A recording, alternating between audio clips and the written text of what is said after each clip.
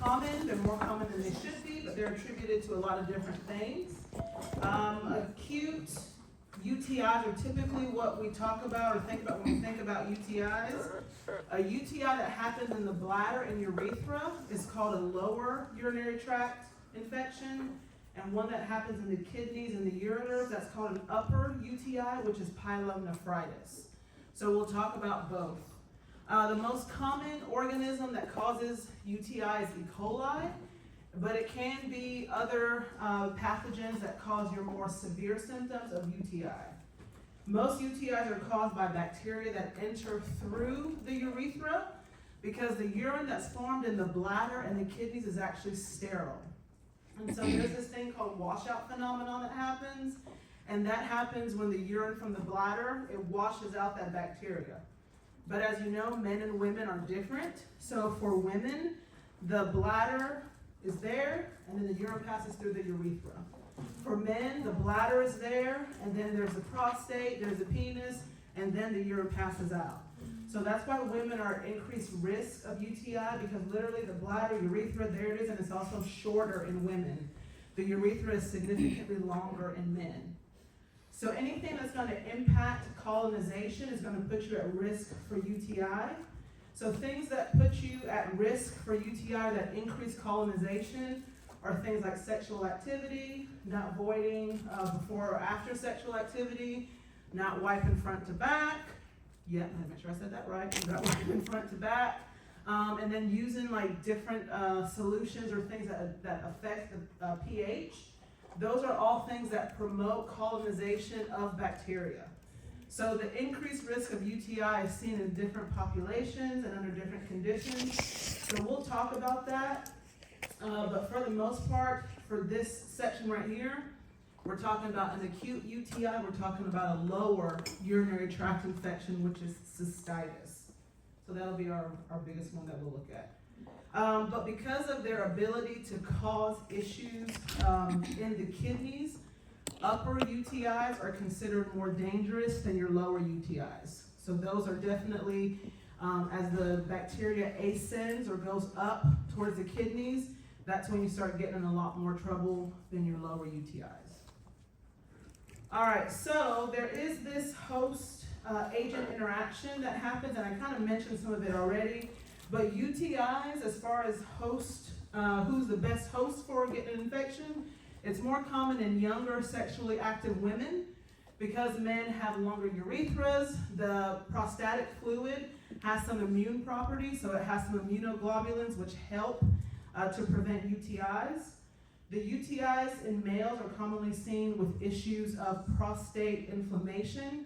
So if a man has a UTI, a lot of times it's related to the prostate, not necessarily an issue with the urethra.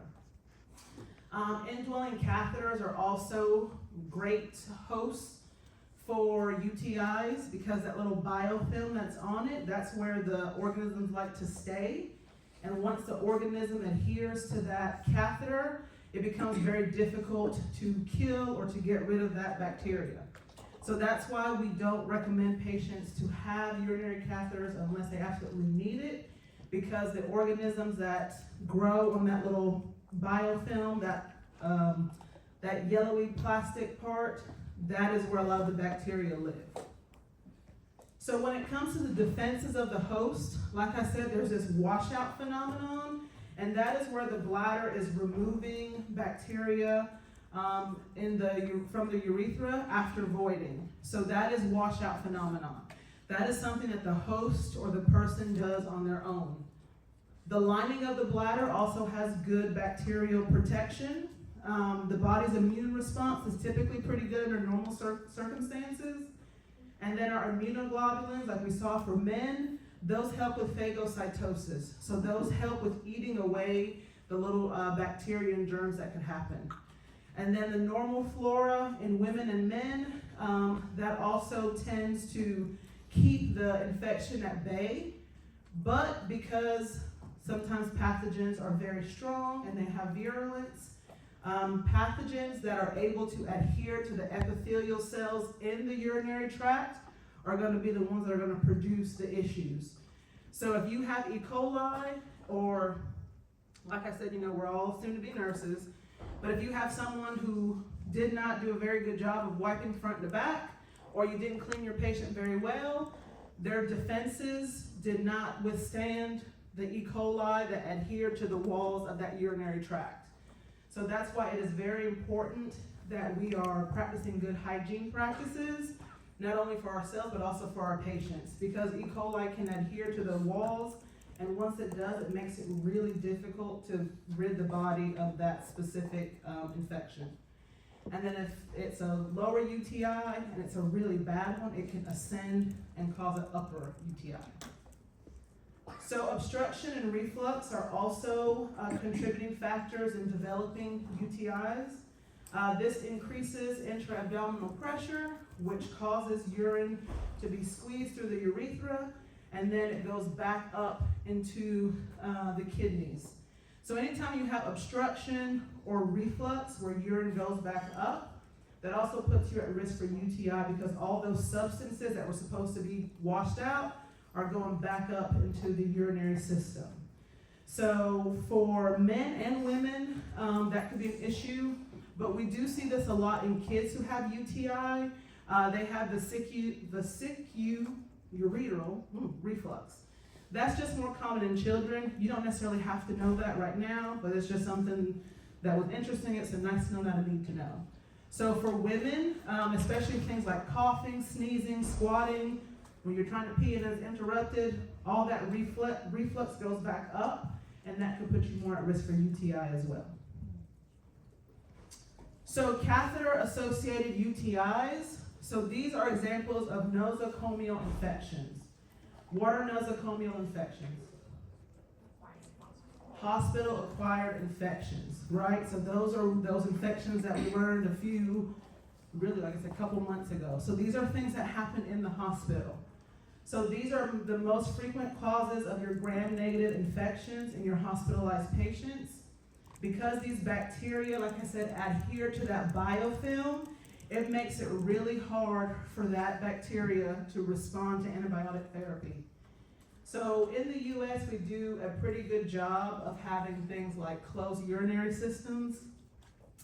And there are whole, we call them promise packages, protocols that go into managing and caring for a patient who has a urinary catheter. So we try to decrease the risk, because that biofilm really just acts like a little home for those bacteria.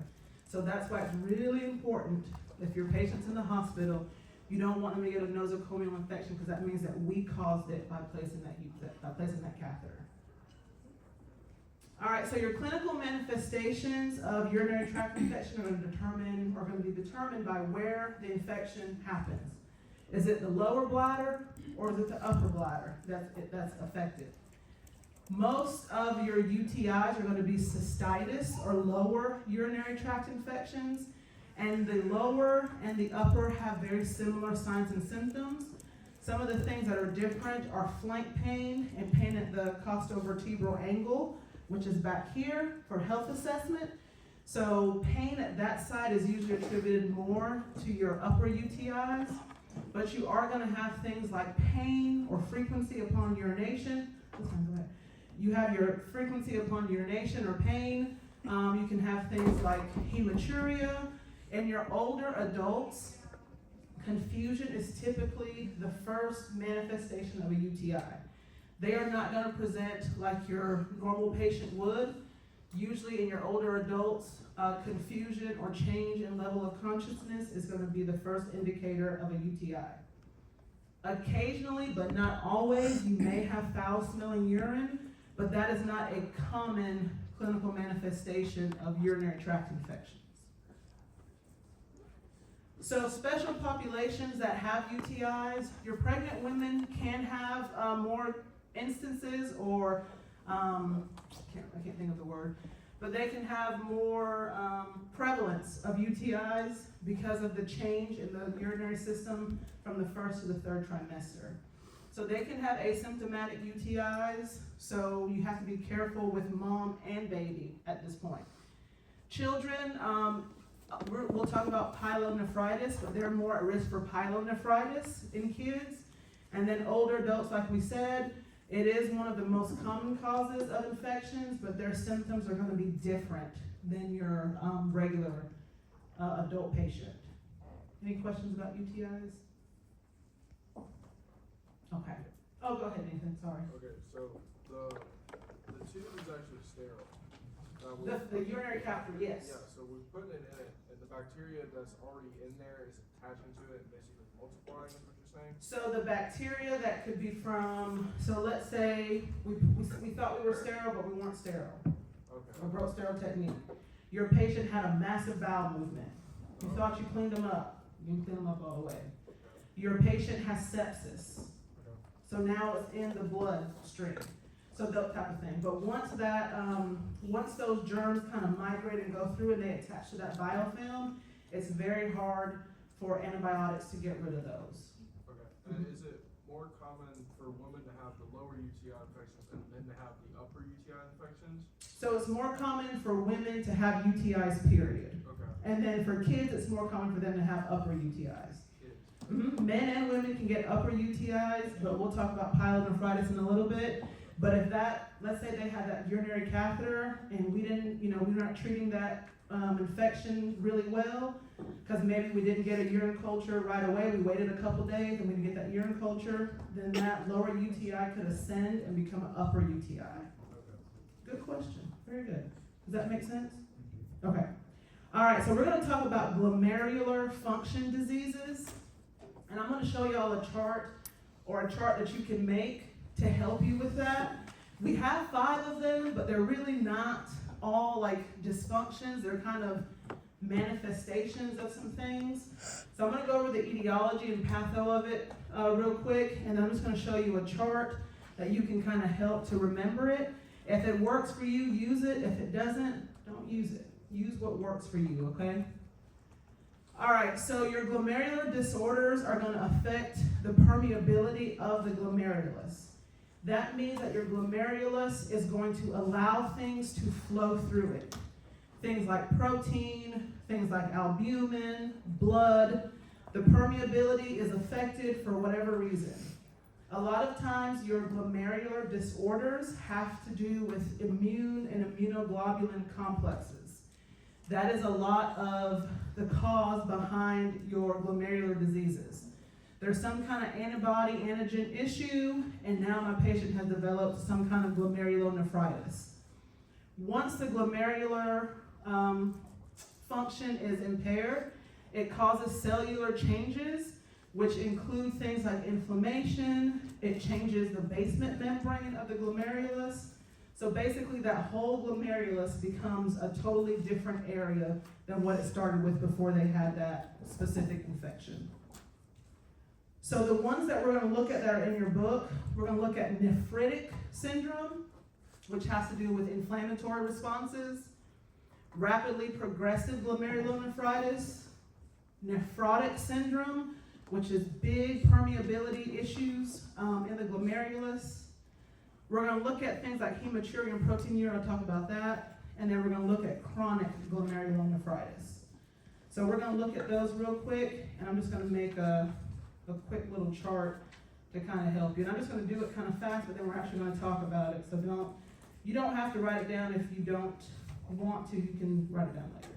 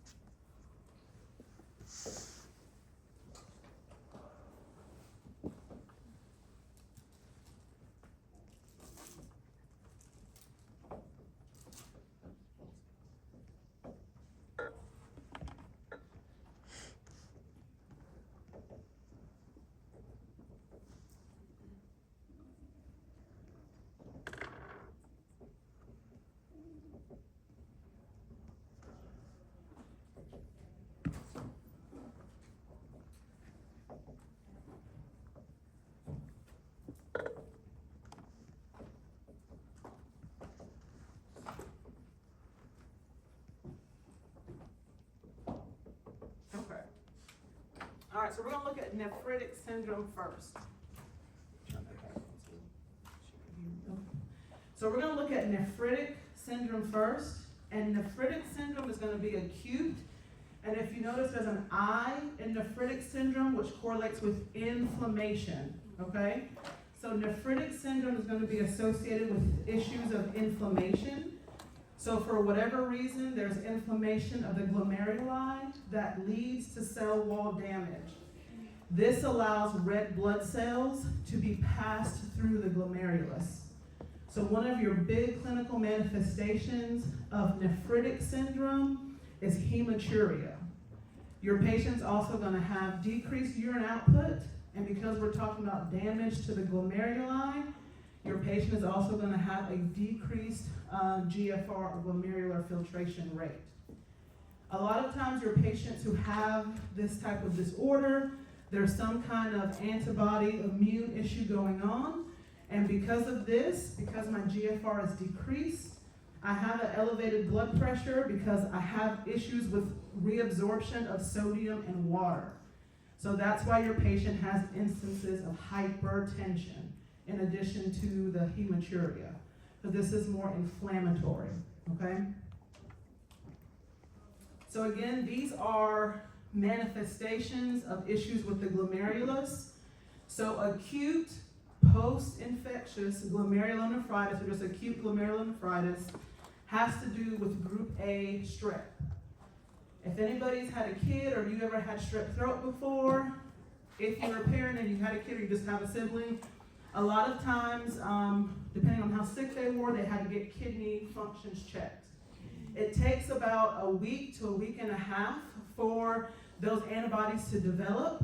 So as this is happening, this happens mostly in kids, but it can happen in adults. The glomerulus is starting to swell, it's starting to allow leukocytes to come in, and so now I've changed the composition of my glomerulus. The biggest thing with acute post-infectious glomerulonephritis is that it's caused by group A beta hemolytic streptococci. The reason you need to know that is because the clinical manifestations are going to be really similar to glomerulonephritis and some of your other diseases anyway. I have more permeable glomeruli, so more things are going to be passing through the glomerulus. So when I have somebody who has post-infectious glomerulonephritis, I'm going to have oliguria. That's usually one of the first symptoms because my kidneys, the glomerular filtration rate is decreased. I'm still going to have proteinuria and hematuria because I've allowed that glomerulus to become more permeable. With your patients, they're going to have edema because of that sodium and water retention in the kidney tubules. And we're going to have hypertension because of that retention of sodium and water.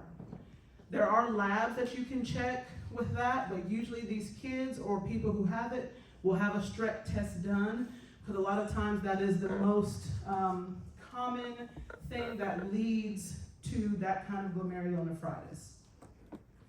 So on the right, you have the patho broken down in just a table, and then on the left, you have the clinical manifestations. It's still a glomerular issue, so we're still thinking about things passing through the glomerulus, but we're really thinking about strep as a major cause for that. So that's still going to be pretty common in your patient who has acute glomerulonephritis. Now, Goodpasture's disease, which is rapid glomerulonephritis, you don't need to know everything that's on here. You already know glomerulonephritis, but what's different about this type? It affects the lungs. So that's the biggest difference between this type of glomerulonephritis and all the others, is that it's going to cause bleeding in the lungs. So your patient is going to have hemoptysis. And that's really what differentiates this type of glomerulonephritis from your others, is that this person, they're really not doing good. This person is really, really sick. Not only do they have issues with their kidneys, but now they also have issues with their lungs. So when somebody has hemoptysis or when they're coughing up blood, you always want to be aware of things like fluid overload. Remember, the alveoli are not doing their thing, so you have to think about your assessment skills. We're in patho, so we're not talking about assessment, but hematuria or hemoptysis is the big differentiation between acute glomerulonephritis and rapid progressive glomerulonephritis. That's your big difference between the two. And then nephrotic syndrome, it has an O, so oh my gosh, everything is going on. This one has a tetrad of symptoms, or 4 unique symptoms. So this person that has nephrotic syndrome, it's gonna all circle around these 4 different things. So they're gonna have massive proteinuria. I mean greater than 3.5 grams a day. I don't know how much that is, it's a lot. This person is dumping protein every single time. If they're dumping protein, albumin is a protein. So if you're dumping protein, they're also gonna have hypoalbuminemia. So they're gonna have issues with their albumin. Albumin is a good indicator of kidney issues because albumin is kind of small. So because albumin is so small, if you start to see that in the urine, you start to think there's probably some issues going on with your patient's kidneys. Your patient also is going to have issues with their lipids because the body's going to try to compensate for the decrease in protein, and the liver is going to try to help, but the liver can't help but to make more cholesterol also. So that's why you have the increase in the cholesterol. And then because we have all these shifts in our protein, remember back all the way to fluid and electrolytes, y'all remember about that plasma oncotic pressure? So that's what attributes to that edema. So your patient has massive, massive edema. And that is nephrotic syndrome. Oh my goodness, everything is swollen, everything is huge, everything is just dumping, dumping, and dumping. So even though they're different, they're all related to issues to the glomerulus. Does that make sense? Go ahead, Stephanie. I don't understand. I understand, but I want clarifications on the acute nephrotic syndrome and the acute one. It's just the pathogen that's. Yes, just the pathogen is different. So this is strep with your patient that has the rapidly progressive glomerulonephritis. So this could be from something like lupus. Oh, the other one? It's the acute post-infection. Oh no, that's the same thing. That's the same thing. You talking about this? Acute nephritis syndrome and acute post-infection. This right here? That's between this and the next slide. And the next. Okay. So your biggest issue is the pathogen. It's the strep. The first one can be an Can be anything. It can be hypertension. It can be scleroderma, sclerosis of the kidneys, that kind of thing. The second one Is strictly beta yes. So that's your group B strep. Very good. Good clarification. Always want to clarify. Okay. All right. So this is the patho of what we just talked about for your nephrotic syndrome. So this tells you why all of this is going on. So this is the pathogenesis of it, and it tells you why you have the hyperlipidemia, why you have the proteinuria, all that kind of stuff. With nephrotic syndrome, you are definitely more concerned with your patient having massive dumping of their proteins. And if we lose things like immunoglobulins, what do those help with? Infection, so we're worried about immunity, right, for your patient, because we're losing all that protein. So if we're losing proteins like immunoglobulins, your patient's going to be at risk for infection also. Because I've just peed out all my proteins, my immunoglobulins, all that. All right, so this is just, again, another picture if you need something to help you differentiate the two. This is pretty accurate. You don't need to know about Buerger's disease necessarily for this exam, but I don't know what's on your NCLEX, I don't know what's on your HESI. So Buerger's disease is usually IgA mediated, and it's usually one of the bigger causes of nephritic syndrome. Nephrotic syndrome, again, we talked about all those tetrad or 4 different types of manifestations. So this is that massive dumping of protein and that kind of stuff. Okay. So this is just an example of protein and hematuria. We already kind of know the words of it, but I just wanted to show you that sometimes your patient can have hematuria that you don't see.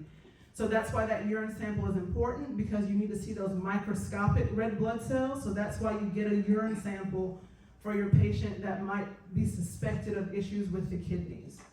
And then proteinuria, again, anytime the protein leaks and you have protein in the urine, you want to assess your patient's kidney function.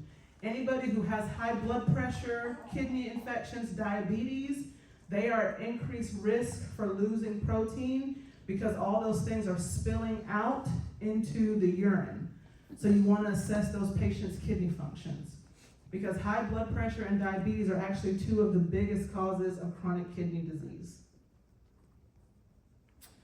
So chronic glomerulonephritis, I put it on here, but you really don't need to spend too much time on it, because it's chronic, because whatever acute thing has happened has not been taken care of, right? So it has progressed to a chronic issue. You can have a chronic glomerulonephritis without having glomerular disease. It just means that those glomeruli, for whatever reason, are sclerosed. So that leads to that chronic glomerulonephritis, or whatever my acute issue was, we never resolved and treated it. So maybe the child had strep throat, the parent didn't know, and I don't know, they went months without getting treatment, and then it progressed to chronic glomerulonephritis. Don't spend too much time on that. You need to be more focused on the other ones, okay? All right. Any questions about that? Go ahead, Lisa. Okay, so I was a little confused when you said this. So you said that the first one, it can be caused from anything. They all can be caused from anything. But the nephritic syndrome is more going to be an inflammatory response. Nephritic syndrome. So you're more concerned with inflammation, because one of the biggest manifestations of that is hematuria and hypertension. Go ahead, Stephanie. But the nephrotic don't have inflammation, just the permeability that's, Correct. but what causes the permeability though? So because the glomeruli are more permeable to things. So if my patient has long-standing hypertension, it's going to cause the glomeruli to eventually sclerose, because all that pressure is going to change the glomerulus. Okay, I see the light bulb went off. Okay, so does that help you out? Very good. So when that happens and it scleroses, that glomerulus no longer can keep the substances and push it through. It's going to make it just stay there. So that's where you get that from. But then the nephritic is Mhm. inflammation, right? Correct. The inflammation could cause the same permeability too, right? If it's not treated and taken care of, yes. So these are all, so don't look at them as just like their own disease. They're manifestations of things. So somebody could have hypertension, like maybe they're in hypertensive urgency or hypertensive emergency. They come to the hospital, you check their labs, and their BUN and creatinine are like 3 times the normal level. Their GFR is like just almost 0, and you're thinking, does this patient need to go on dialysis? That kind of thing. So don't look at it as a different disease, it's a manifestation of something. Does that make more sense? Okay. All right, anything else? Okay, so I'm gonna switch to our next one. I know we just took a break, but y'all, if you wanna take like 5 minutes, I'm just gonna switch over.